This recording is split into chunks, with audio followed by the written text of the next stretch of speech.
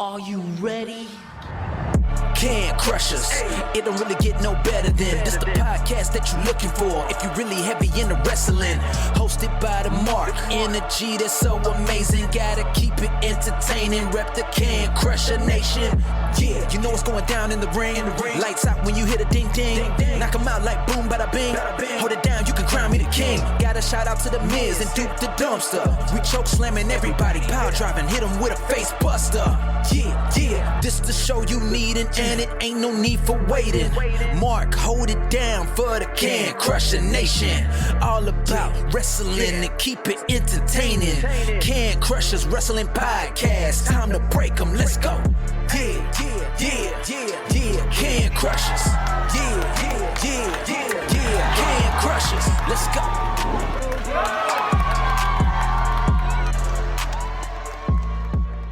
And welcome back to another Caine Crushers Wrestling Podcast, the Spotlight Edition. I'm your host, Mark the Mark Martinez, and it's time. It's Miller time. Yeah, no, I'm not sponsored by Miller Lite or anything, but that's what I'm drinking today on the show. So I'm excited, guys. Caine Carter is my guest today. You've seen him on AEW Dark. Him and a tag team partner were part of a match with Bear Country a while back, so go check him out there. He's been all over the place, and he's part of the Rhodes Wrestling Academy. So that within itself is a check. That Rhodes Wrestling Academy is something really, really cool to hang your hat on. Caine and I have been texting back and forth a little bit to get this one scheduled. It's been on my part. It really has been. If you guys listen to the weekly show, it's just been a lot of going on craziness. But hey, we're here. We're ready to talk to Caine Carter. And let me just say this. I'm going to bring this up as soon as I get him on the line. If Los Losarios ever needs a third person, or Angel or Humberto need to take a little bit of a vacation, I think you could slide right in.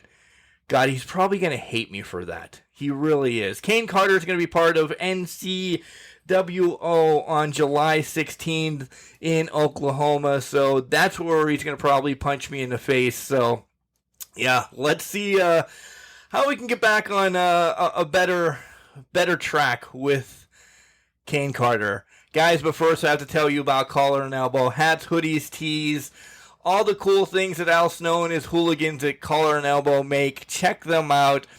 Man, the Sunset Flip shirt that they have, I'm really excited. I need to pull the trigger on that, or Al, I would like a Sunset Flip shirt. You need to make that happen.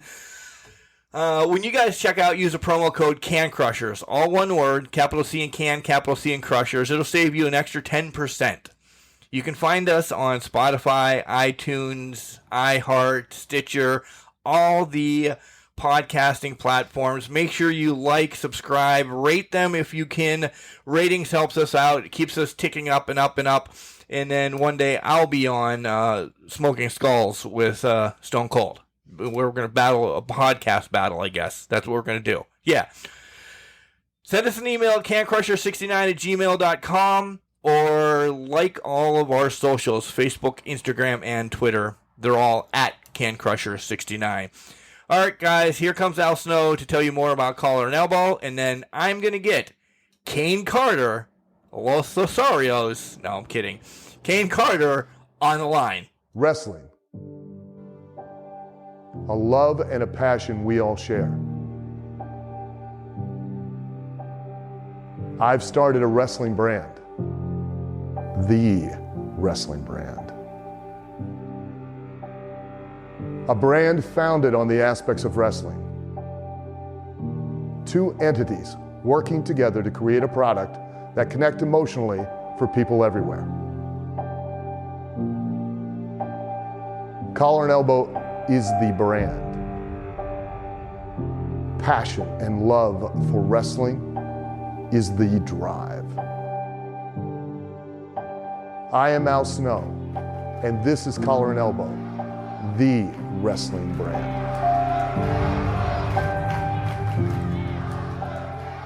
And welcome back to Can Crushers Wrestling Podcast, the Spotlight Edition. Guys, you heard in the intro how excited I was to talk to Caine Carter. And, man, if Los Losarios ever needed a third person or Angel Garza needed to hit the road, this man is stepping right in. Caine, how the hell you doing? I'm great. I wasn't expecting that intro, man, but you gave me a warning and it lived up to expectations. How are you? Good. I told you. I told you. You could slide right in there, right? Yeah. I don't know why, but I just see you, and I'm spoiling one of my comparisons already when we get to all of that, but I really see a lot of Angel Garza in you. It's the look, it's maybe some of the attitude or something. So let's fast forward a hair a bit.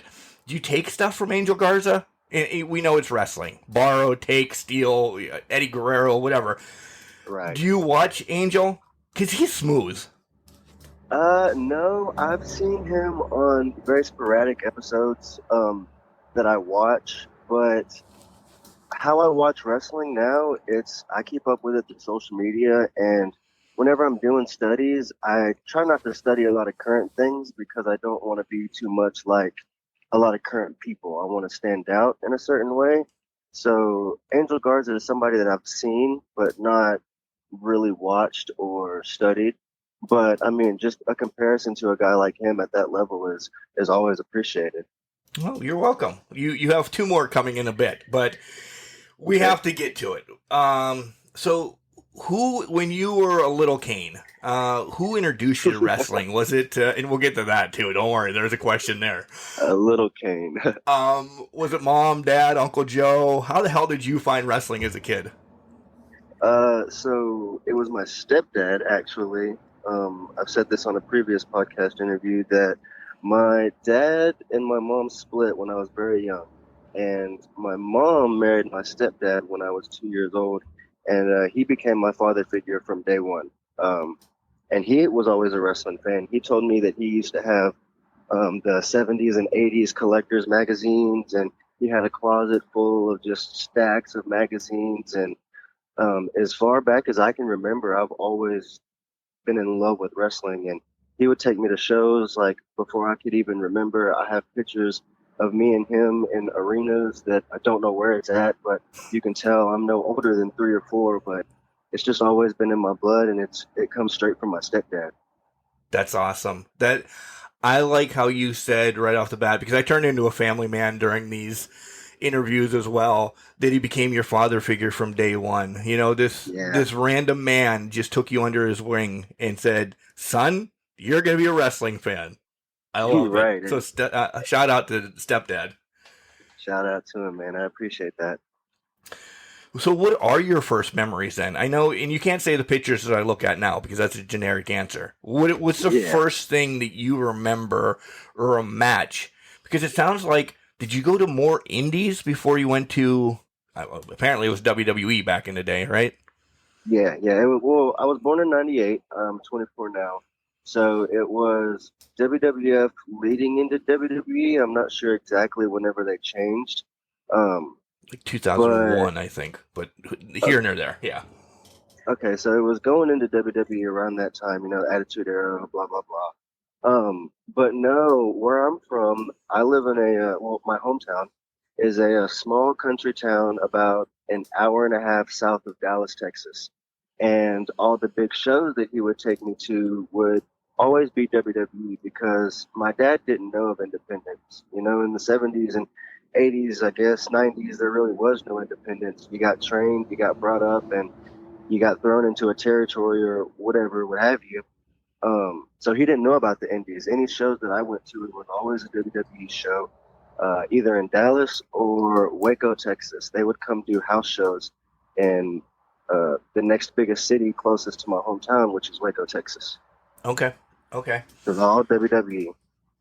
Do you remember anything, again, not from the pictures, stop being generic, Mark. Do you remember any matches as you were growing up? I mean, I know your first ones are like when you're 3, 4, 5 years old or anything. Does anything pop out, a big memory from going to one of these? Yeah, so one time it was me, my stepdad, and my uncle. And around that time, you know, they had the women doing the bra and panties matches and the bikini pageants and whatever. Well, my mom didn't like that, and my mom wouldn't let me watch women's segments during wrestling. She would always have me change the channel to like cartoons or something. And which is weird. That's a good mom back then. That's a good mom. My mom did the same thing. That's a good mom. Okay. Yeah, good mom. It's weird though, because I remember just watching all the blood though too, and like looking back at it, I never made that comparison. She let me watch all the violence and the brutality that was the Attitude Era, but I couldn't watch the women, which I guess apples to oranges. But my first real memory, I was at an event and don't remember if it was Raw, SmackDown, or what. It wasn't a pay-per-view, I don't believe. But Trish Stratus came out, and I got really excited because I knew her music. And my uncle put me on his shoulders, and I looked down at him, and I was like, dude, I don't know if this is a good idea. And mind you, I'm young. So, like, I'm like, hey, my mom's not going to like this. Like, I can't be watching the women's wrestling. And he tapped my stepdad on the shoulder and was like, you can watch this, right? And my stepdad was like, yeah, just don't tell your mom. And so I sat on his shoulders and watched the Trish Stratus match, and it was awesome. I loved it. That was really one of my first memories of being at a show. That's awesome. Did mom find out about this down the line? No.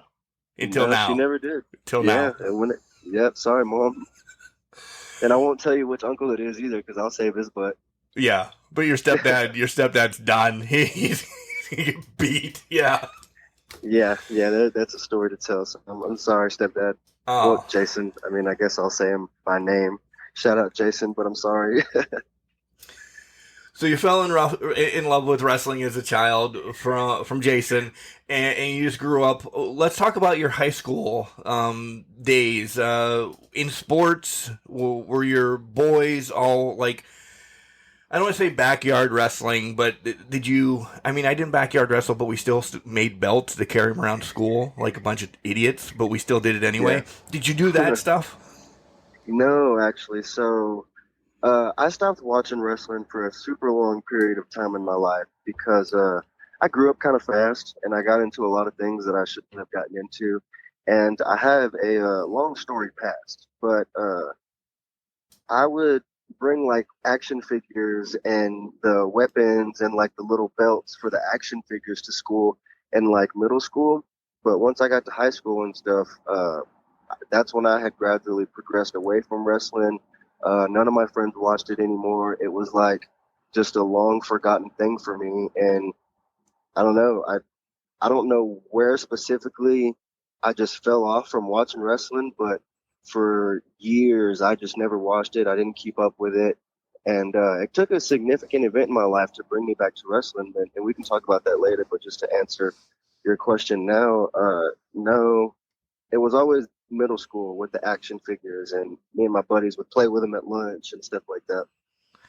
Well, sticking with high school real quick, my best friend, hell, he's 46 now, and he still plays with action figures, so don't knock him. Anybody that's listening, no, not at all. Rip them. First of all, I'm not one to save anything in a package. If I'm buying it, I'm playing with it. You know, my Darby Allin has skid marks across his face and everything like that. Come on. You're paying $20 just to have it sitting in your room? No. Play with your toys. You're an adult. That makes sense, man. You got adult money now. Play with your toys.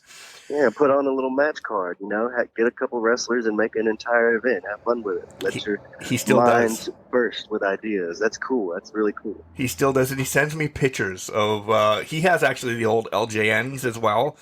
And he's having like Bruno Sammartino fighting Greg Valentine for the WWF title and everything. Oh yeah! Wow. When his family's not at home. Oh yeah! When his family's not at home, he's full-fledged like nerding out. Which then he sends me the pictures. He's like, "Will you send me commentary for this?" And I do. So that's the bad part. I do.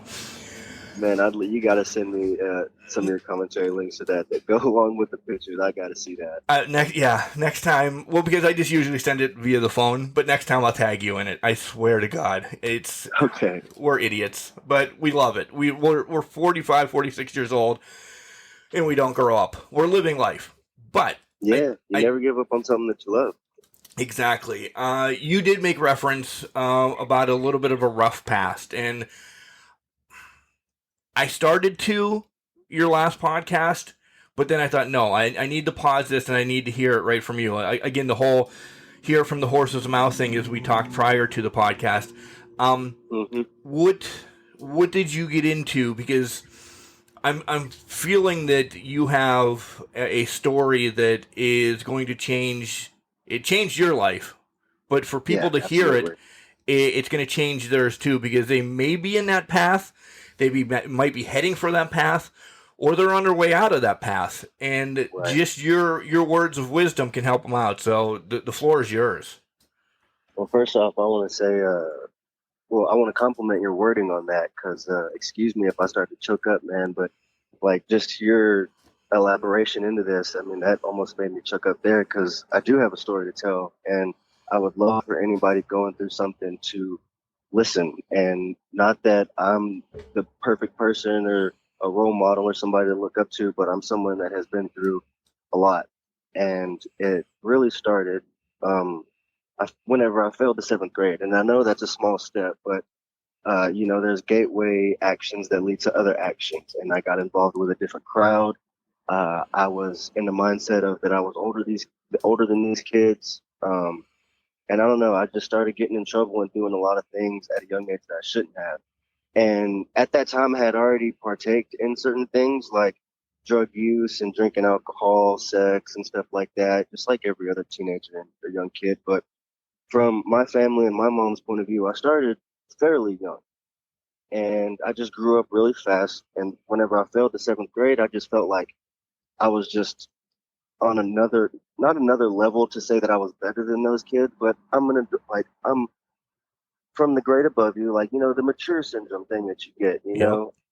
So I don't know. I just started hanging out with the wrong crowd and doing the wrong things, partaking in more smoking, particularly. Then it led to selling drugs, not anything hard or super crazy, but mostly marijuana and then some pills here and there, just young and dumb, stupid things that I had no business doing. I got arrested multiple times. All my charges were weed related, to the point where my mom sent me to rehab, ran away from rehab twice. And then I got put on probation after another charge that I caught, and I was on juvenile probation, and I kept failing all my drug tests, and that didn't go well, to the point where my probation officer sent me to another rehab, and I had to stick that one through, because had I ran away from that rehab and it been court ordered through my probation, I would have gotten in a lot more trouble, and I was more scared of the legal consequences. So that kept me there, and I actually completed that rehab program. I got off juvenile probation. Going into an adult, I caught more charges, and I did some time in adult jail. Previously, before that, mind you, I had messed up again on juvenile probation, to the point where my probation officer sent me to a juvenile military boot camp style facility, where we had to like march and sing in cadence and do PT workouts and all this stuff as a juvenile. And it was a lot that I put myself through it. Everything that I've been through, I don't regret, and I would not take back, because it's made me who I am today. But I put myself in every situation that I've been through. Going into that, I just found out that I wanted to live a life completely opposite of what I had been living. And I just had to change that. So gradually, I got back into wrestling, and wrestling is what really saved my life, because whenever I got, like I said, there was a period in my life where I stopped watching wrestling, and it came to a point in my life where I wanted so much different and so much better for myself, that I was tuning back into wrestling to tap back into the kid that I was, because I was a great, nice, innocent, passing school kid or whatever, and then I got to my early teenage years and I just raised hell. So in my adult years, I tapped back into wrestling to give myself a sense of comfortability and to maybe change. And that was it from there. Like, wrestling, it just took over. I fell back in love with watching it and being a part of it. That's where I really found the indie scene. I didn't find the indie scene in Ring of Honor and New Japan and all those other companies until quite recently, a few years ago. And it's just been full speed ahead. And I guess my message to anybody going through anything is that until life kills you, there's nothing that you cannot get through. Because had you not gone through it, or had I not gone through it, somebody else is going through something worse, you know? And it's not to undermine any problems that anybody has, because problems come on a personal basis. You know, some people are dealing with death, some people are dealing with mental disease, some people are dealing with physical injuries that limit their ability to do things in everyday life. And no matter how severe or how little it is, you can get through it as long as you keep your mindset pushing forward. Think of it as one step in front of the other. There's no long-term, I don't look towards long-term goals, because you don't get to long-term goals without completing short-term goals. And once you really get a grasp of completing short-term goals and gradually progressing in your life, it all comes together, and it gives you a sense of satisfaction and will, you know, to wake up the next day and to even get up and get out of bed and things like that. So I could go on and on and No, just it all makes perfect sense, Caine. My mom passed in 2019, and let me sidebar real quick, guys. Damn it on Mark for not having this one in May, as it was Mental Health Awareness Month. But I didn't know this. But good, it's in June, because you know what? We shouldn't just talk about it in May. We should talk about it in the other freaking 11 months as well, because absolutely, this is where I think we're both, you know, on the same page. You, and I'm not disregarding it, but you with your history.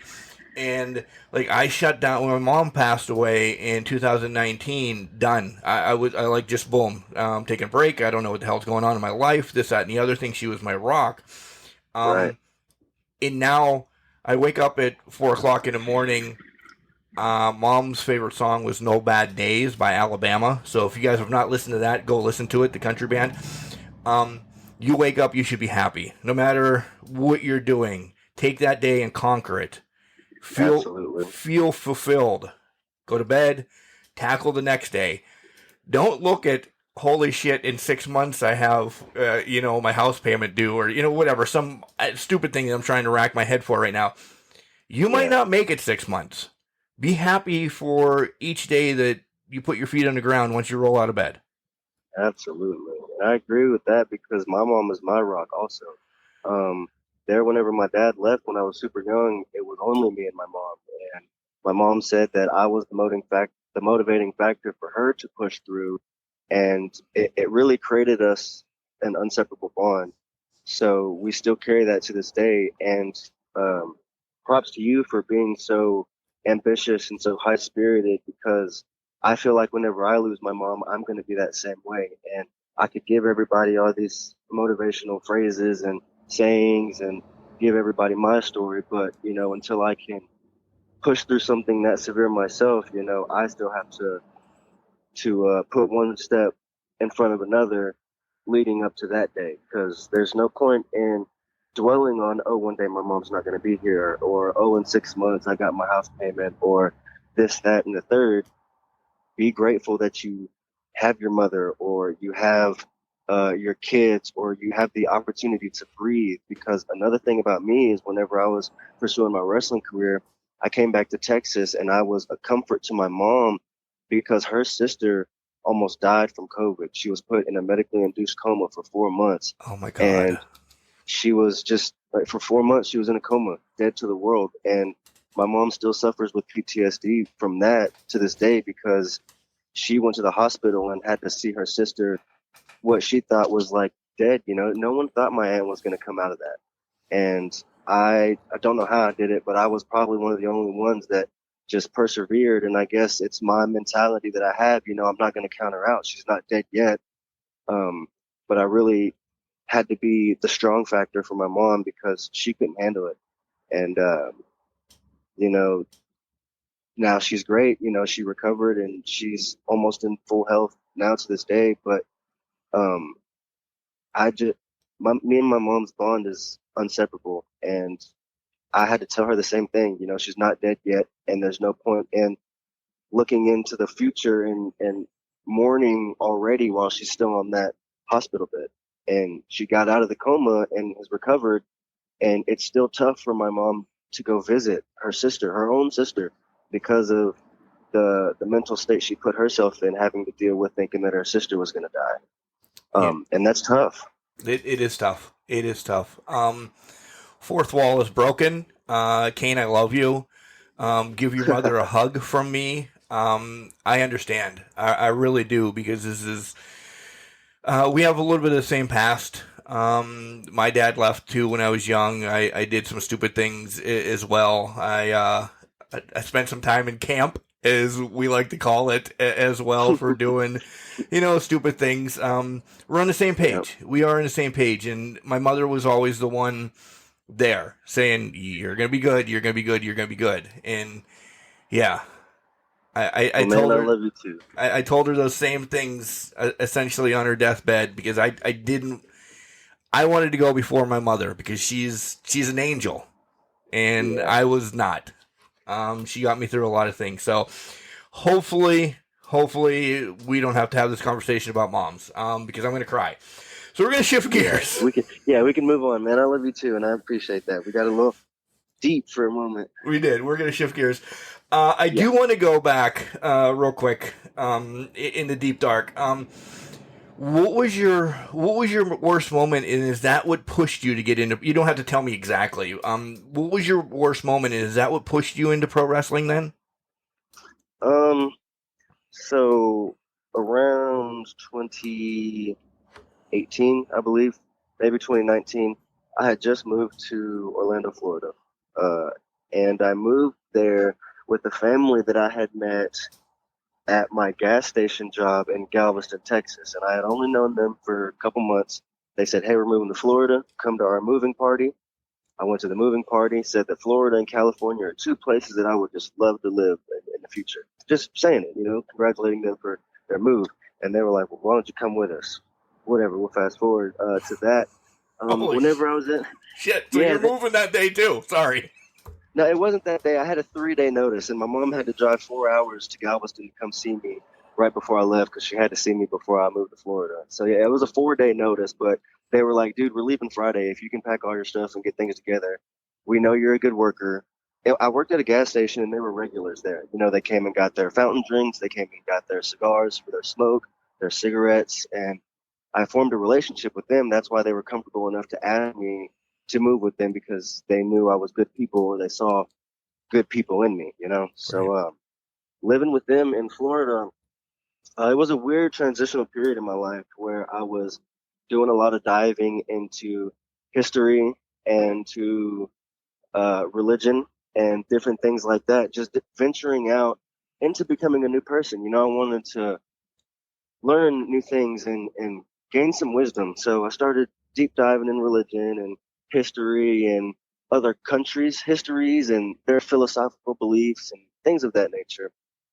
And my personal experience, I'm not going to push anything on anybody listening to this, because I know that'll make people turn the podcast right off. But my personal experience is that I was frightened. And there's a lot of theories out there. And some theories involve nothing happening after this life. Right. So finding out things like that and forming my own philosophical beliefs and going through each and every each and every option of afterlife, it put me into a state of panic. And this is weird that we had such a deep talk about moms, because I had my first ever and only ever panic attack whenever I was sitting in bed at night, and I was thinking to myself, if there's no afterlife, I can't see my mom again, and she's my rock. And, I had my panic attack, whatever. I called my mom, and I was literally on a bus back to Texas that very next day, because my mom was like, fuck that, you got to come back. And that was her being my saving grace in that moment. But through those weird times in Florida, I would put on wrestling, like old TNA clips, because other than WWE, what I did know in wrestling was TNA.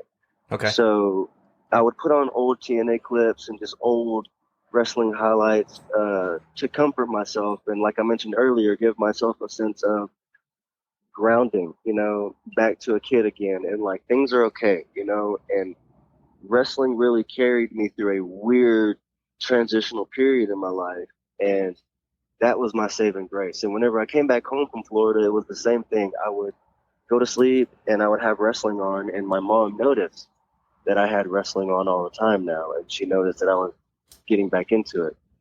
So she bought me a video game, the newest WWE 2K19 that year. And I played it, and I realized that there was a lot of people in wrestling now for the WWE that I didn't know. Kevin Owens, Shinsuke Nakamura, and just a couple other guys, Kyle O'Reilly, that I just never heard of from my years of not watching wrestling. And that's when my deep dive started. And so, like, me having that weird epiphany, or not even an epiphany, a weird theory to what happens in the afterlife is what made wrestling my saving grace. And it's so weird and it's so random, but man, that was literally it. That's wrestling. Wrestling, It's it in saves your you in all blood. aspects. Yeah. I take that word wrestling and just rip it apart, and it's friendships, love, relationships, yes. saves lives. It's unbelievable. Absolutely. With this, and I shouldn't be the one saying this, but this Carney has taught us nerds, and I'm not using Carney as a negative or derogatory or anything, because it's been linked to it. It's amazing what this has done. This wrestling community is unbelievable. How, look, we shared something today, and I still have goosebumps. So when do you make the phone call? How do you get the training? All that. So whenever I moved back home from Florida, a couple months went by, and I got back to some of the things that I probably shouldn't have, and I picked up heavily on drinking for a period in my life from like 19 to 20 or even sometimes now, coming into this year, I've had problems with alcohol. And one day my buddy came up to me and was like, "Hey man, they're having a wrestling show here at my small country hometown, at one of the bars we go to." And I was like, "Dude, no way. I'll believe it when I see it." Like, I just blew it off. And I went to the gas station one day and I saw their flyer. So I was like, "Oh shit, this is real." And I contacted the people just to see if they needed any help with, coming to my town. Like, I know this town, I know this bar, if y'all need anything, I got y'all. And then it transitioned into me asking about training, because I found out that the company that was throwing this show was only 30 minutes away in another small town. So that's how I really got in contact with them. And my first time ever stepping into a professional wrestling ring to train was in 2019, I think July. So I'm coming up on my third year. And 19, 20, 21, 22, yeah, third, fourth, maybe. You lost a year for COVID, though, right? Essentially.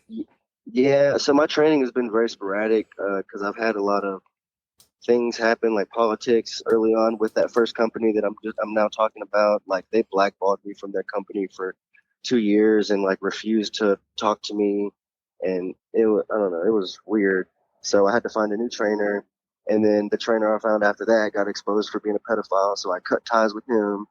And then that's whenever I packed up all my stuff and I took a chance on myself, and I moved to Denver, Colorado to train with Rocky Mountain Pro. And I moved there on a 20-hour notice.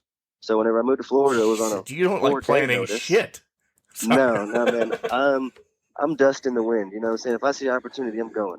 Okay. So I, on a 20-hour notice, they let me know that their next day for tryouts at the school was the following day.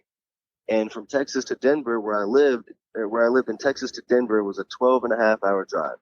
And it was 20 hours until 6 p.m. the next day when their tryout started.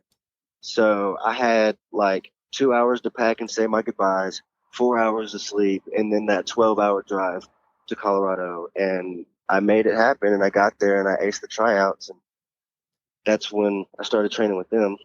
Yeah, and Rocky Mountain has a few notable people that have come out of there, right? Oh yeah. Oh, and going back to what we were talking about before the podcast, whenever I trained for Rocky Mountain Pro, they had just signed a deal with OVW and became the Al Snow Wrestling Academy of Rocky Mountain. They So did.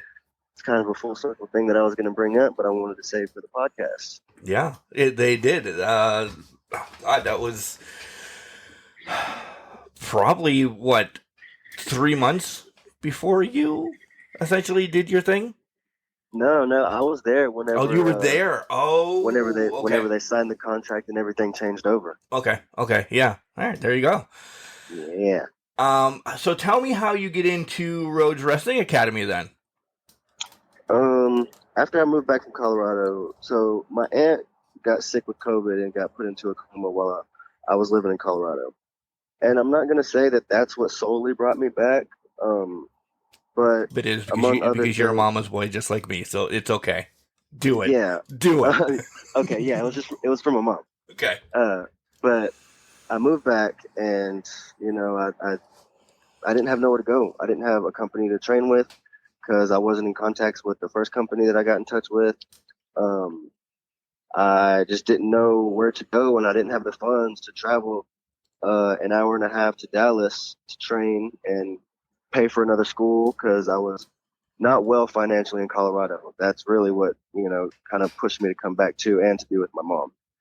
So I got a job back in my hometown and I just saved up some money, got me a vehicle. Then I started looking for wrestling schools. And around that time, Dustin had announced his camp and announced that if you wanted to join, you had to go to his website, put in the application, and cut a 2-minute promo as to why you should be picked because he handpicks all the students. I tried that promo 204 times. That's a real number because nobody just makes up 204. No, I had, and you can, in my Facebook, it's very deep off in my Facebook videos.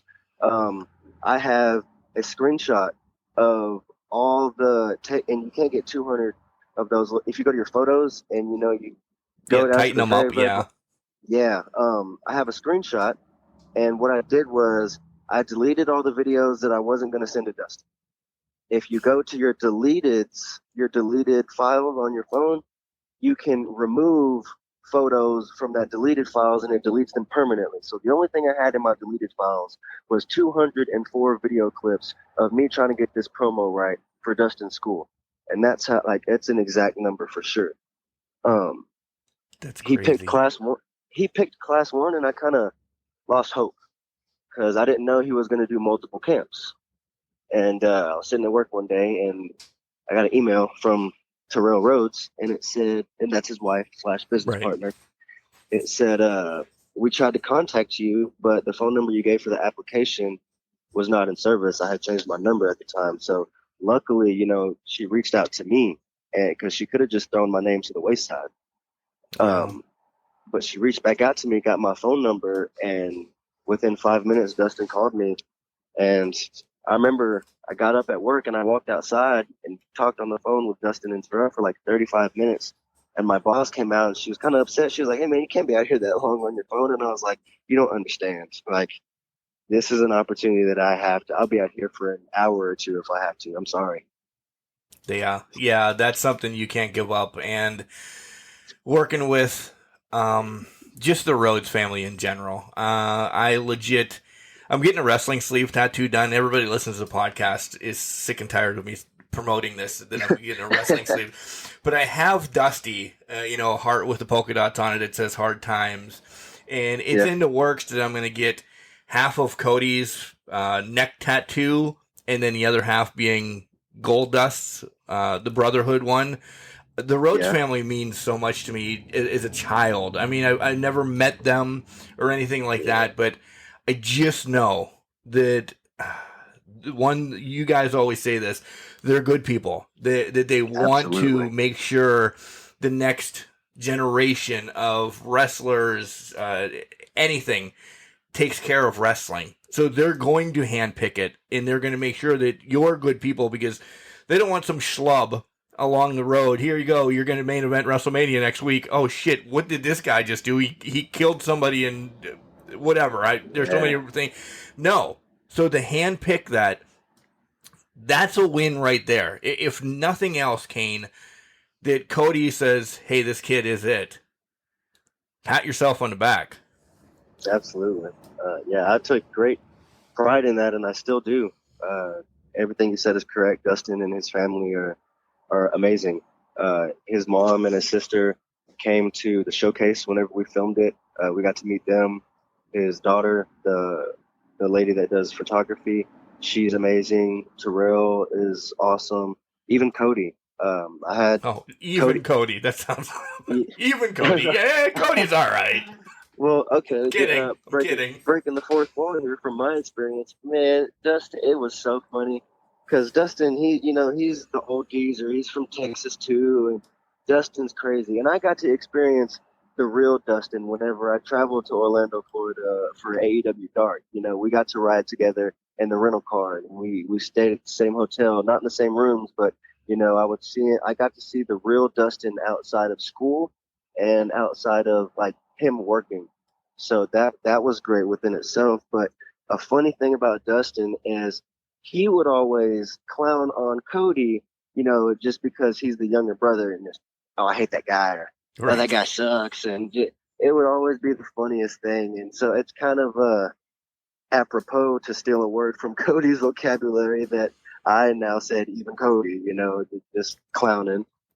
Right. Essentially, you brought it up, and that was actually my next topic. And then we always do a stupid wraparound. You get on AEW because of the whole Rhodes Academy, and Dustin is high on you, essentially because we've had QT come up to the IWC that I talked about in Pittsburgh, and he handpicked some people because QT kind of is good friends with Britt and Wardlow. Let's break the fourth wall there. So they said, hey, come up to where we trained, and they handpicked some people. So is that kind of with Cody Dustin in your back pocket? Is that how you made it to Dark? It wasn't Dustin's choosing. It was Cody's, essentially, because, and I like to say I earned. Well, you earned it, yes. I'm not being, they're not just saying, you look like Angel Garza, you're coming. No. Yeah.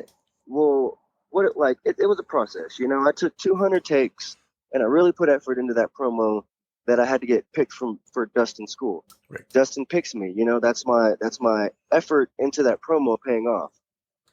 I get to the school, I bust my tail, and I do a lot of extra stuff. I run laps after school to the point where Dustin had to ask me to stop because I was tearing up the tape that was holding his match together. He was like, yo, you can run outside the building, but you're still running around the ring. So, I was doing the extra work, and I was going to the park with some of the other students and putting in time because I want this so bad. And so Cody hit up Dustin, and this was going into his match with Malachi, his third match. Okay. And there was a promo or a vignette that Cody had filmed, and it was in the Rhodes Academy school. So Cody hit up Dustin and said, hey, I need some of your guys to roll around the ring with me for this vignette we're shooting. So I essentially would like to think that me busting my tail in the ring is what made Dustin trust me and the other guy that he picked to be in the ring with his brother, because he's, like you said, he's not going to throw some schmuck in the ring with his brother. And at this time, he was high on his feud with Malachi. He was like a really top level player and somebody like important, even to Dustin, somebody who clowns on him. He knows that he's important in this business, and he can't just put two schmucks from his school in the ring with Cody. So I'd like to think that my hard work and showing Dustin what I can do paid off to the point where he handpicked me to put me in the ring with Cody. So we filmed that vignette, and Cody just mentions, hey, we need to get these guys to Universal. And that being Universal Studios in Orlando where they filmed Dark. And so it was like a trickle-down effect. Cody was like the smoking gun, he pulled the trigger on it, like, hey, Sean, get these, I'm talking about Captain Sean Dean, he was there. He said, hey, get these guys information and send them all the information that they need to get done so we can bring them out to Universal. And so it was like a trickle-down effect. So Cody was like the trigger puller, but Dustin had a pick, and he brought me to the school, and he put me in the ring with Cody. But you were the bullet, essentially, because you did all the hard work. Absolutely. That is a great analogy. Yeah, I didn't want to mean anything against you, but yeah, you started this whole thing. Yeah, without you, it wasn't going to happen. Right. Yeah. And that was a great analogy, like me being the bullet. That was cool. I actually really like that. That just came off the top of my head. No clue where that came from. Sometimes I luck into stuff, Caine. All right, so let's take a break from wrestling a little bit and get to know. Okay. I think we know a lot about you. I mean, we shared a lot, but some funny stuff. On a day off, you brought up video games. You still a big gamer? Not really as much. I'm focusing a lot more on my physicality and putting a lot of hours into the gym and eating, staying healthy. But I still have my love for gaming. It never went away. So I could talk gaming forever. I'm not a gamer as much anymore, but my love for gaming still runs deep. Okay, but you're not training today. Well, it's a mandatory. Can Crusher says you have to take a day off.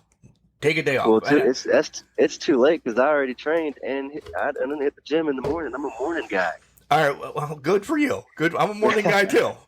I'm saying, all right, tomorrow, mandated day off. Okay. Tomorrow's rest day. Okay. Okay. What are you doing? I want to say training, but you can't. No, yeah, I can't. Today's Thursday, tomorrow's Friday, so I won't be training. I have a show. I usually spend a lot of my days off doing shows. I don't know, man. I'm not. I think I have ADHD and ADD, so like I pick up a lot of hobbies and I put them down, and I don't continue with a lot of things. Like the gaming, I have a real love for it, but my phase of gaming where I was actually gaming came and went. The guitar, same thing. I picked up the guitar and I loved it for about 4 months. I haven't touched it since. Skateboarding is another hobby of mine. I love it, but I get injured too much doing it, and I need to preserve my body for my wrestling career. So those are a few hobbies that you would sometimes catch me on a day off, but this version of Caine is really dialed in and focused on his physicality and his health, and doesn't have too many fun hobbies now. We may be brothers or some type related or something because long lost. Yeah, I agree. I have PlayStation 5, but I now have not played it in 2 months again. It's just it's on, and I'm like, man, I'd like to get back to that someday. But I got this to do, or I got it's not that I have stuff to do. It's just, let's start woodworking tomorrow. I don't know why I want to woodwork, but it seems cool. Next week I'm going to blacksmith. No, I'm not. The only thing I've stuck with for a long period of time is the podcast, which is really cool because I love it. Communications major, so I'm a nerd as well. All right, couple really stupid questions, and you brought it up. Shoot.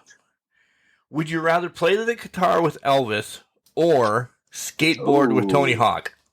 Play the guitar with Elvis because Tony Hawk isn't really my favorite skateboarder. I love him to death. He's very influential, but man, you hit the nail on the head when you said Elvis. I love Elvis, and I'm only 24 years old. So whenever I tell people I love Elvis, they're like, "What you know about Elvis?" But man, I love Elvis, and I would rather play guitar with him all day. Yeah, being 24, Elvis died essentially 3 months after I was born. So, yeah, there's a big gap in between you and even knowing who the hell. Everybody should know who Elvis is. My mom was a big fan, strong component of Elvis. I love his songs. Okay.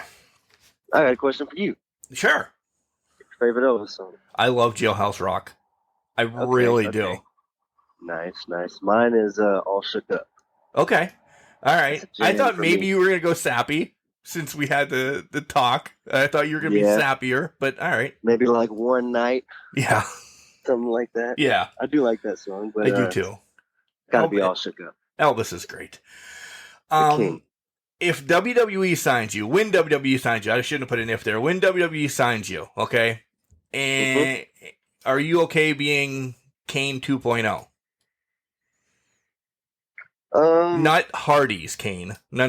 Because the 2.0 might confuse you. I mean, are you all right putting the red suit on and all of that? Absolutely not. I feel like that's so far fetched and very gimmicky, and it's an easy way out. Like if a promoter came to me and was like, "Man, your name is Caine Carter. All right, let's have you go out there and do the choke slam and wear a mask and be this the big guy that you're not." I don't know. That just yeah, I would be okay with. I don't even know what I'd be okay with in that scenario. But I people have asked me like, "Oh, like Caine, like K," and I'm like, "No," because No. Kane's my middle name, like legit. Oh, really? Is it Caine. really? Okay. Yeah, yeah. Lathan Caine Bennett is my full name, and I like the concept of keeping like your real name or playing off your real name.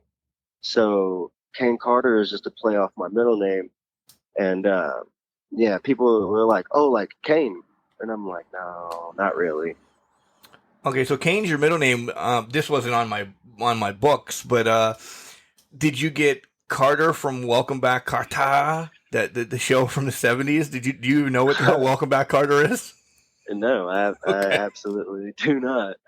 Look it up. It's a TV show, Welcome Back Carter. It's about a bunch of Kata, hooligans that stay after in school. Yeah, it describes us, by the way. okay, I'll have to go check that out. Kata. Yeah, still spelled because they couldn't pronounce it. It's still Carter, but they just said Kata. Yeah, yeah. No, I haven't seen it, but I'll check it out, man. I got Carter. I like things that flow smoothly together, and I don't know. I couldn't find things that flowed smoothly with Caine.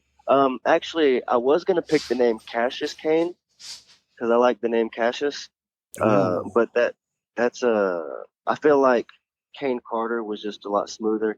Oh, what really was the deciding factor is I want to name my son Cassius, and I watched Wrestling with My Family where Paige went off on her mom and was like, "You couldn't even give me an original name. You named me after your wrestling gimmick," and I was like, "Yeah, I don't want that to ever happen with me and my son." Yeah. I forgot to ask you the question. We'll get there. Two more silly questions. Okay, And not really silly, just random. Um, if you could go back in time, because you've talked about how you like history, you're kind of turned into a history buff a little bit. hmm Who would you speak to? Who would you want to like sit down and have a nice spoken dinner with? wrestling wise or just Anybody in in life. general wise? You could. How Oh about man. both? How about both? Since you brought it up. Okay. Okay. That's tough. It's very tough. I don't even think I would have to go back in time to talk to somebody that I'd want to talk about wrestling with. Okay, maybe Bret Hart in his Okay, prime. that's fine. Yeah. Uh, but overall, currently, right now, it would be Kenny Omega. You know, he's my favorite. I'm like a mark for him, and I would just love to pick apart his brain. Um, or Misawa. Okay, if I go back in time, I'd probably want to pick apart Mitsuharu Misawa's brain because that guy is just a genius and like insane the way he just carried Japanese professional wrestling on his back for a period of time. And I would like to really pick his brain. Um, Okay, outside but of wrestling now. outside of wrestling, man, I couldn't even give you anybody because now that I'm put on the spot, back in time, let's go back in time. Maybe I don't know, man. We'll have to come back to that question. I'm Okay, stumped. we can save it for part two because Okay. Kane's going to be back on, folks. There's too much love not to have him back on. Probably Awesome. we'll ruin this at the end when he'll probably come back on, but we'll get there. I By the appreciate time that. every time I say we'll get there, people do shots on the podcast. I've heard. Really? Yeah, so I'm also helping people become alcoholics. Oh, jeez. I know that you even brought this up on this one, but this was one of the things that I did do some study on. You're a big territory fan. You love the territories of the 80s. And Yes. one I have to ask, because we talked about your stepdad, Jason, did he get to go to WCCW when it was in Dallas? Did he get to meet the Von Yeah, Erichs and go to at the the Sportatorium? Sportatorium. Yeah. Yeah, yeah. Damn Okay, so him. the Von Erichs, Von Erichs are his favorite wrestlers ever, and it's my grandpa's favorite wrestlers ever because my grandpa was a big wrestling fan and got my stepdad into it, and my stepdad carried on the legacy to me, and it's going to go so on and so forth. But yeah, my stepdad got to go to the sportatorium, and he remembers that. So does my grandpa. In the '80s, wrestling would come to my hometown and wrestle and like do like house shows in the high school. So like my stepdad told me about a time where my grandpa, or my grandpa, whatever. Yeah, your grandfather. His Yeah, dad, it's good yeah, enough. he got drunk at one of those shows and almost fought the Missing Link. I don't know if you know. Oh who my that God, is. he was crazy as hell. Yeah, Yeah. like So my he's grandpa. known as one of the tough guys too that would just beat people up just to beat people up. Well, yeah, my grandpa is not no stick in the mud either. Like my grandpa, I don't know, man. He's a wild one, and I've heard stories about him too, and he's calmed down a lot. But my stepdad said back in the day, man, he would just drink and cause some hell, and just normal '70s and '80s stuff, just being a dude back in that time. Yeah, And they said he got drunk at one of the wrestling shows and was making fun of the Missing Link in his green face paint and blah, like just antagonizing him in the crowd. And they said they got face to face, and it like fell out from there. I don't know what happened. Nothing physical happened, but they said they had a little back and forth, and I don't know. That's their story. white heat back in the day. My question to you though is, what territory, if you could go back, you as Caine Carter and territories would pop back open or whatever, what territory would you like to work at? Either Smoky Mountain or what's the one that Stampede, the Canadian one where Bret Hart and all them came from. Okay. Yeah. So Stampede or what did I just say? I just had a brain fart. But Smoky Mountain was the other one. Smoky Mountain or Stampede? Yeah, Smoky Mountain or Stampede, definitely for sure. Okay. I was always, I love Stampede. Favorite wrestler all time, Owen Hart. Okay, cool. So love Stampede, but back in the '80s, I would give up watching anything else if I could watch AWA. I loved AWA so much. Okay, I there was a period where I wanted to look into them, and I do this thing where I find something and I do a super deep dive into it and get all the knowledge of it that I can and do that, and then it's like, okay, on to the next. There was a period where I was looking at AWA and wanting to do a deep dive into them, but I just never did, so I couldn't really tell you much that I know about AWA. Scott Hall, Kurt Hennig, Shawn Michaels, the list goes on. Snuka, Hogan, Scott Hall is Razor Ramon. Yeah, he started there as Big Scott Hall. Yeah, that was one that I did. I think that was one that pushed me towards looking at them, like, oh, that's where Scott Hall came from, but just never did. I need to, though. You do for sure. Gonna skip around because I forgot this question when we were talking about wrestling, and we're gonna go back to wrestling. But tell me who Caine Carter is, okay? And this is where I pause you. We talked about, I'll give you 3 comparisons. One I'm way off on because we spoke a little bit offline, folks. So I'm going to pull down the fourth wall all over again today. I see Angel Garza in you because you just remind me of Angel Garza. Being smooth, the look, okay? Dante Martin, your moveset is Dante Martin-esque to me. I love the way that you seriously glide in the ring from the matches I've seen. So, Dante Martin. Yes. And then Alex Shelley. Because I don't know if I've seen you that's great. put in the matches I watch. Alex Shelley finished people with anything. Boom. And you're done. Yeah. The matches that I picked randomly, you didn't win with the same thing, but you won. So that's why I'm like, shit, that's Alex Shelley. So am I close? Throw Angel Garza out. I understand. Yeah. You can mock me. But am I close with the other two? Dante Martin is actually somebody that I've been compared to as well. I'm nowhere near his athletic ability, but I kind of get some height on things that I do. I like flying through the air. Alex Shelley, never had that comparison, but I love it because Alex Shelley was somebody that I loved growing up, and he's one of the sleepers that's aggressive. Like, Yeah. whenever you think of aggressive wrestlers, you don't really think of Alex Shelley, but man, him and Chris Sabin would lay it into you back in the day. So forming Caine Carter, those are two good comparisons, but to get more deeper into it,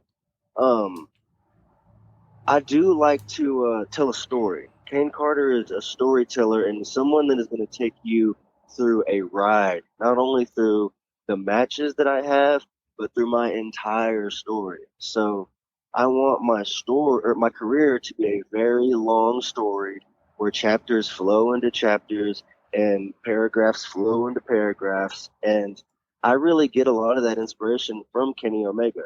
Okay. And Kenny Omega is one of the guys that is doing that nowadays, to where he'll have callbacks from years ago, and he still mentions Kota Ibushi and his days in New Japan and the cleaner, and he's a big video game nerd, so he does the freaking Hadouken in the ring and stuff like that. Like that's he gets funny whenever he's doing that stuff, but everything means something to him, and that's the same thing for me with Misawa, because watching Misawa didn't always finish people with the same things. You know, he had the Tiger Driver that he incorporated from his Tiger Driver or his Tiger Mask days, and then he got the Emerald Flosion, which was more of his move. Once the Emerald Flosion wasn't really working on guys, he picked up the Emerald Flosion Kai, and going through the history of Japanese wrestling, the Burning Hammer is the most powerful move in Japanese wrestling history, and it's only been used 7 times. The One-Winged Angel has only been kicked out of once because it was from somebody who is his best friend and that knows him inside and out. Just things like that, the little subtle storytellings that you can incorporate into matches and promos, and that's Caine Carter. Whenever I have a promo, I want you to know that it not only means something from the moment that I'm going through now, but it may have a callback to something that happened not too long ago. And my career has been only 3 years. You know, I've had less than 20 matches in my career. So to have all this compliments, that means a lot to me, because I'm very new and I'm very green, as we say in the wrestling business. But Caine Carter just makes everything mean something. And I think that's what takes me a long way, because people go out in the ring, and a lot of these people on the independent scene now are still wrestling fans, and I'm still a wrestling fan to this day. But whenever they're going out there to do it, they're going out there to pop the kid within themselves. You know, they want to make themselves happy and feel good. And what I'm trying to do is I'm trying to make history and tell a long storied career that when it's all said and done and over with, like, I'm going to be the one in the history books, and I'm going to be the one to study like I'm studying these guys. And making everything mean something is what Caine Carter is. I love it, because that is, to me, on some wrestling the storytelling is not there anymore. A lot of people don't get to watch Impact. There is some story there. For me, AEW has the best storytelling right now. As we're recording this, people are going apeshit crazy if MJF's pipe bomb last night was real or whatever. I guess you just have to wait and find out. And you hear what you just called it? The pipe bomb. Yeah. And that's over a decade ago. You know, it's full circle, and it means something, because now MJF is fed up. Yeah. Yeah. It's genius. It's extremely genius. On one of the weekly wrap-up shows, MJF and CM Punk both wore Islanders jerseys. I said, here's the next feud. I said, this is the next feud. Everybody knew he was going to get killed by Wardlow. People were, oh, no, you're just... Punk wore it because he hates New York. MJF's from there. I'm like, all right, you sons of bitches, I'm telling you, this is the next feud. And see, I didn't catch that. So that's cool that you caught that and can bring that to my attention, because I knew Punk wore it out there to get some heat. And I knew MJF wore it out there to do everything that he can to get cheers. And I think that it's cool that Long Island is the only place that he can get cheered, you know, because that's where he's from. That means something. Yep. MJF is somebody that I'm big on right now, because everything I have a man crush on him, by the way. Just so you know. Same. That man is. Did you see him whenever he went into that podcast and he started going off on the guys on the podcast? Yes. And one of the guys didn't know, like, that was his character, and like started arguing back with him, and they got super serious. Yeah, like the podcast host, and I don't remember. If I find the clip or whatever, I'll post it up later this week. But yeah, like he was going to punch him. Like he thought that this was real. I'm not saying real And that's because I hate real that heat. word, but yeah, that was real heat. Yeah, Yeah. unbelievable. I know we talked about an hour. Trust me. Are you okay going longer? Because I have about 5 or 6 more questions. You good? Okay. Yeah. Yeah, go ahead. All right, good. Usually this is one of my last questions, but I have to ask it. I should have asked it earlier as well. What has wrestling brought to your life now? Oh man. Yeah, I know. Here we go. We're getting deep again. I know. That's why I kind of paused for a minute. Yeah, that's why I had to say, oh man, because I had to brace for my own answer. Wrestling has given me a purpose. For a long time, I didn't know what I was going to do. And for a long time, I thought my life was over. And that's not something you should be thinking at 19 years old. You know, you haven't even hit 20 years of living. And here I am in my head thinking that my life is over. You know, I've been to jail a couple of times. You know, I'm going to be stuck in my small hometown doing nothing because I mean, a lot of my actions that I've my decisions that I've made have consequences. And one of those consequences is like I don't have a license at 24 years old because I've had multiple driving without a license tickets.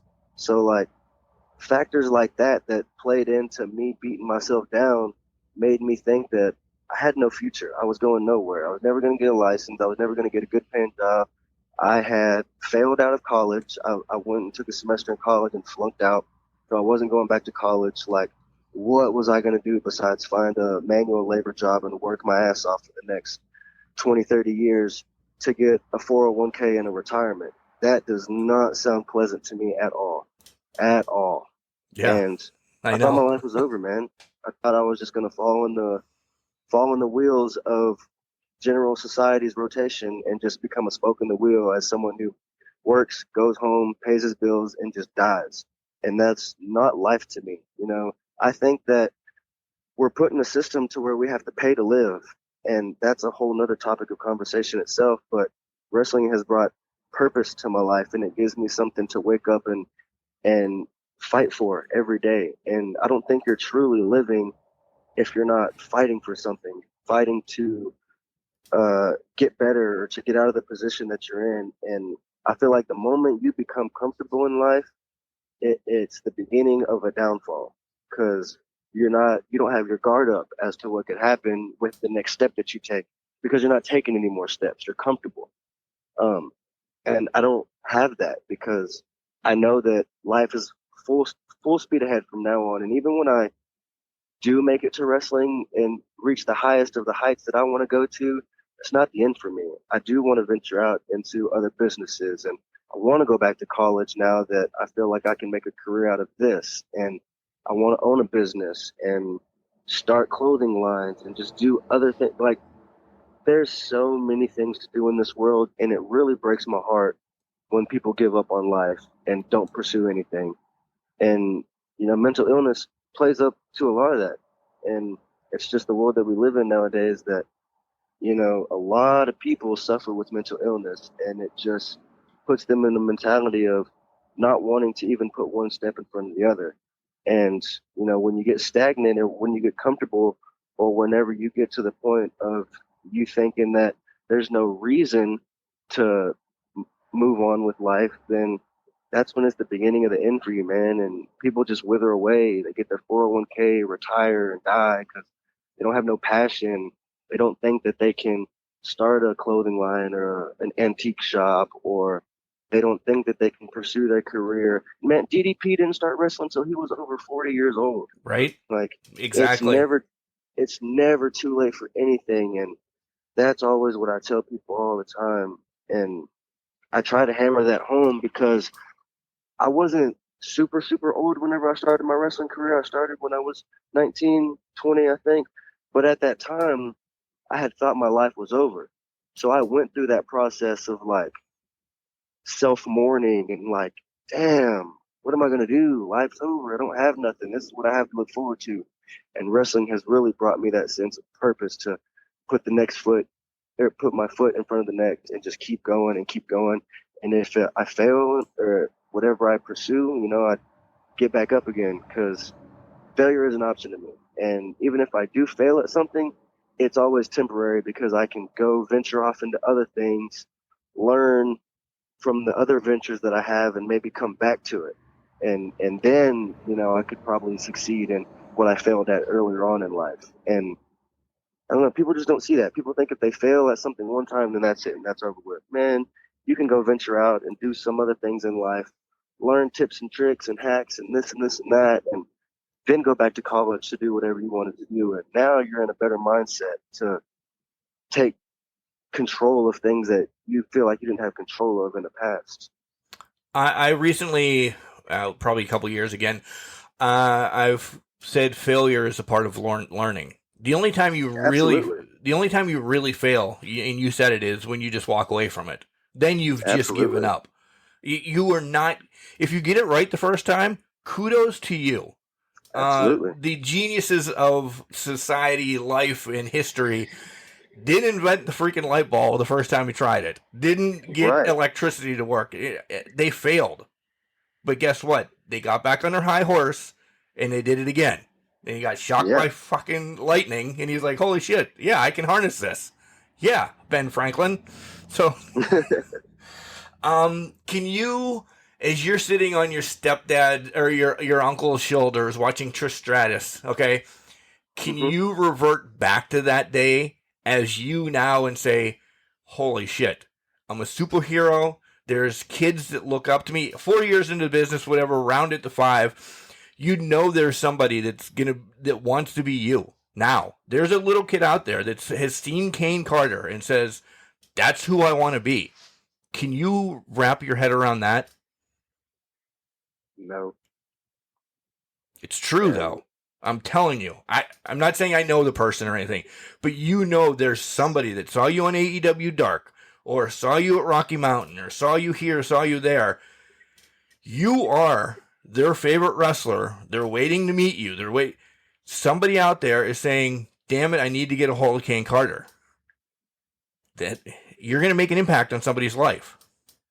Or you have. And you can't wrap your head around that. Not really, man. I'm tearing up over here, so I'm sorry. No, it's guys, if you understand why he's tearing up, rewind this about 45 minutes. Listen to the hardships, but realize that this man has gone through a ton. This kid, but the motivation that he has. You're somebody's hero right now. I'm sorry to make you cry, but you should know that. Well, it's only so hard hitting because I did come from a lot of struggles, and I have now taken on a lot of struggles, and this is something that I really wanted to keep away from this podcast. But one of the struggles that I'm going with right now is that I'm talking to you in my truck because just 3 days ago, I packed up everything I had, and I moved to Austin, Texas to train full time, and I'm now living out of my truck. Dude, I'm sorry. No, hey, no, do not apologize, because this is a hardship that I've taken full-fledged, knowing that it's going to pay off. When Darby Allin won the TNT Championship, he said he slept in his car that night to remind himself where he came from. Ricky Starks, a part of his story is the fact that he had to sleep in his car for a while. Whenever I moved to Colorado, I didn't know a soul in Colorado. So on that 20-hour notice, whenever I drove up there, I planned on sleeping in my car, and I just felt like I needed a change. And I was living in my small hometown again, and I was driving back and forth 2.5 hours to Austin twice a week to train.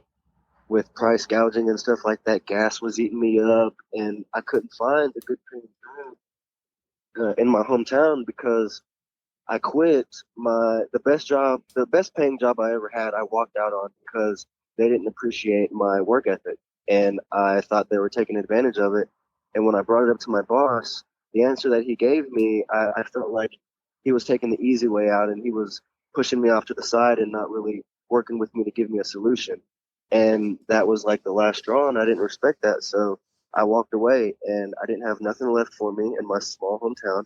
And Austin is where I was training, and it's where I'm working 2, almost 3 times a month now. Me and my trainer have a great relationship.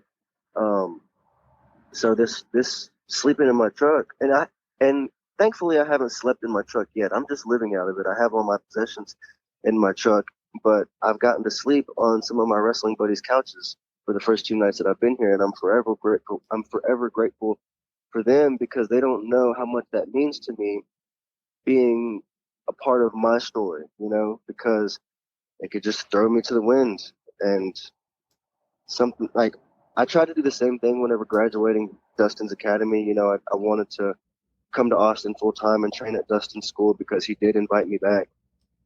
But, I was going around asking people, hey, if I need a couch to sleep on at any time, can I hit you up? And I got a lot of maybes, and I got one for certain no. And I got somebody, people would give me the, yeah, we'll see, just hit me up anytime. And, I feel like it was an easy way just to blow me off. And I respect my buddies that I've slept on their couch the past 2 nights so much, because they did it so graciously. And I feel like that's something that I've earned though too, because coming to this school for the past 2 or 3 months, I built a relationship with all these guys. Had I came in and, first week I'm there, I'm asking to sleep on people's couches, it'd be kind of weird. And asking to live with somebody, or to even crash on my couch for one night, it's hard for me, because I worked so hard for myself and pulled myself up from a lot of situations. Granted, I've had help from my mom and stepdad and family and all these other things, friends, and it's just hard for me to ask people for things, because I'm the kind of guy that wants to work for all my stuff, and I take on these hardships because I know it's going to pay off in the end.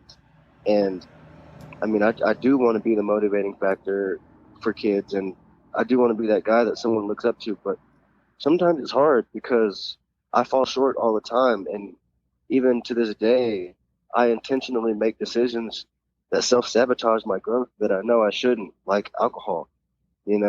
Every time I drink alcohol, it's all or nothing. I gotta go hard. I'm safe with it, but I just, that's one of my hardships, and I do fall from grace, and to anybody that looks at me as a role model or somebody that they can look up to, don't think that you have to look up to perfection, because nobody and nothing in this world is perfection. And so that should make anybody want to look at themselves in a different way. Don't beat yourself up for the small things, love yourself. Don't think that you have to be perfect to be acceptable. Just those are some small things that I can just say off that, because it's really hard to fathom that a guy like me, who's not perfect in any way, shape, or form, could be someone that a little kid looks up to. It's very hard and unfathomable. But I appreciate you, bringing that up and being so courteous to say that, because that's just another motivating factor for me to be the best that I can be. Well, you're welcome. Razor Ramon said it right before WrestleMania 10. It's not how many times you fall off the ladder, it's how many times you climb the ladder. Absolutely. That's exactly what you're going through right now, and understand. Holy shit, Caine. You're killing me over here, by the way. Let's transition to where we're going to meet, essentially. And like I said, Caine's going to come back on. We have stories to tell. And he's going to come on after I get back from Oklahoma. On July 16th, NCWO, you're going to be lingering around because my friends, they're friends, Chosen Influence, you're going to be in Oklahoma with your tag team partner, Devion Black. Go back and listen to that podcast. It was a couple weeks ago as well. What do you have to say about Chosen Influence? Be on the lookout. I'm coming to Oklahoma. I'm coming to make a statement. I don't intend on leaving Oklahoma without making a statement, or with anybody not remembering the name Caine Carter. So, Chosen Influence, You can be an influence as much as you want, but remember that I'm the chosen one. Okay. Like I said, our paths will cross. I will make sure it happens. Oh, absolutely. I'm excited to go down there. I'm excited that you'll be there. I'm excited that my tag partner is going to be there. You know, I haven't talked to many people about it because I do make moves in silence. And whenever I show up, I want people to know who I am when I show up. And I want them to remember who I am when I leave. Wait, you make moves in silence. Devion announces it to the world. So Yeah. you just link those together. So we knew you were coming. We are a dynamic. You are yeah. Well, what's the phrase that I'm looking for? Is we complement each other very well. We really do. Yeah, he wears a billboard. You're a secret agent. Yes. Yeah, that. Yeah. What else? I have to ask this because it wouldn't be a podcast without this. I need a dream match from you. So I need the who, where, and the stipulation of the match. That's my caveat on that question that you'll get asked on every podcast that you're ever on. Okay, that's a good one. It's a very good one. Where would be in the Tokyo Dome. Well, you already know who is now then. Go ahead. Who? I mean, my obvious dream match is Kenny Omega. He's just my favorite. He's really one of the ones that I gravitated to when I first got back into professional wrestling. So he means a lot to me, not only in wrestling, just in personal life in general. But I don't know, dream match. And are we talking that could possibly happen, or can I pick anybody? You can pick anybody. You can pick anybody ever. This is your dream match. But you have to give me a stipulation. None of this, just a regular match. You have regular matches every night, Sunshine. I need a stipulation. Okay. Actually, let me change that. I would be in the Budokan Hall against Mitsuharu Misawa for the Triple Crown Championship. Okay. If I could have done that, that would be a dream. That's that whole era and how he carried professional wrestling and the story of the Triple Crown Championship. It means so much. I would like to have fought the best person to hold the Triple Crown Championship. Yeah. In the prime of that era. In the prime of that era. I was going to say, I know what you mean. All right. This is your time once again. Where are you going to be? What's going on? Do you have other shows booked? Sell your socials, sell your merchandise, whatever we can help. At least get you a hotel room now because this is bothering me and we're going to talk off air. Oh, I appreciate that, man. Find me on social media, Caine Carter. I believe on Instagram it's got an underscore, but if you just type in Caine Carter, you'll find me. That's Caine. Carter is spelled regularly. Find me coming up on AAPW. We stream 2 to 3 times a month on YouTube and Facebook. That's AAPW here in Austin, Texas. You will find me in Oklahoma, NCWO, July 16th. I got some shows coming up in Waco, Texas for WAW. Love that company. Cleveland, Texas. I'll be down there this Friday. I'm in Houston just to travel back up to Austin Saturday for my AAPW show. Any other bookers listening to this, we can talk scheduling, pricings. I'm open to travel anywhere. I want to get my calendar filled up so I don't have to work anymore. Go follow Can Crushers on all social media. If you don't, if this is your first time tuning into Can Crushers, follow them on social media. Yeah, Thanks. Absolutely. All right, brother. Thank you for joining me. Thank you for opening up as much. Thank you for sharing essentially a little bit of my same path 22 years later. I really think that we're on the same trajectory. Hopefully you hit the moon. So I can't wait to see you in July. I really can't. This meant a bunch that you opened up and we talked and you told everybody essentially what you're going through right now just to make it and show the world that you're going to take over. Yeah, absolutely. I appreciate you being so gracious throughout this podcast, and thank you for having me in general. It means a lot just to have a platform to speak. I have been told that I could be a motivational speaker growing up, and Hell yeah.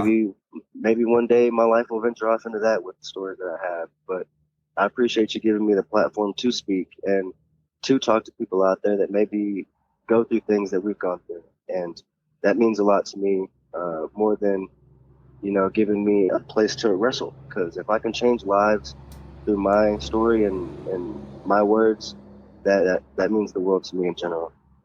I think you will. You've touched a 45-year-old man right now. And when you were crying, I was crying. So I think you did. Well, thank you, man. I appreciate you so much for having me. All right, we'll talk to you soon, okay? Absolutely. Thank you again.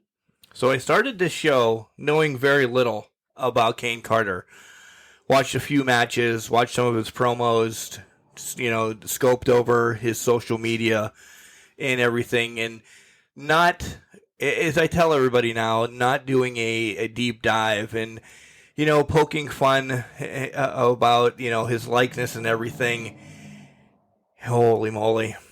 This one hits home. This interview, guy, we spoke. We got deep about our moms. We both exposed each other a little bit about some of our histories and everything. And something that he brings up, that your past doesn't make you. You continue, as I said, waking up at 4 o'clock in the morning, moving ahead, you're living for that day, conquering that day. He's right. He could be a motivational speaker. He should be a motivational speaker. But he's got to get done with his wrestling career first. Because, as I said, there's somebody out there that says Caine Carter is my hero. And Caine, if you're listening to this again, we spoke a little bit after. Apologize for making you cry, but you need to know that you're on that level, that you're there, that you need to move ahead and continue to conquer. And guys, reach out to him. Follow him on his socials. He's homeless right now.